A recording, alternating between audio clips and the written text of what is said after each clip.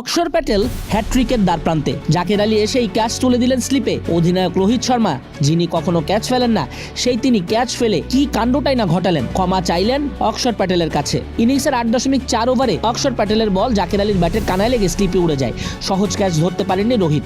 Catch miss করে রোহিত রীতিমতো অনুতপ্ত ছিলেন। মাটিতে হাত ঠুকে নিজেও হতাশা প্রকাশ করেছিলেন বারংবার। ম্যাচের অন্যতম গরম দৃশ্য সেটাই। সেই ওভারের দ্বিতীয় তৃতীয় বলে তানজিদ হাসান তামিম আর মুশফিকুর রহিমকে আউট করেন অক্ষর প্যাটেল। জাকের আলী সহজ ক্যাচটি নিতে পারলে হ্যাট্রিক হয়ে যেত অক্ষরের। চ্যাম্পিয়ন্স ট্রফিতে বাজিমাত হতো। উদ্বোধনী ম্যাচেই রোহিত ক্যাচ ধরতে পারেননি, তার হাত থেকে পড়ে যায় বল। রোহিত সঙ্গে সঙ্গে বুঝতে পারেন কত বড় ভুল করে ফেলেছেন। মাটিতে চাপড় মারতে থাকেন তিনি। পরে উঠে দাঁড়িয়ে অক্ষরের কাছে হাত জোর করে ক্ষমা চান। সেই বড় সুযোগটাই কাজে লাগিয়েছেন জাকের আলী অনেক। 114 বলে 59 স্ট্রাইক রেটে 68 রান করেছেন।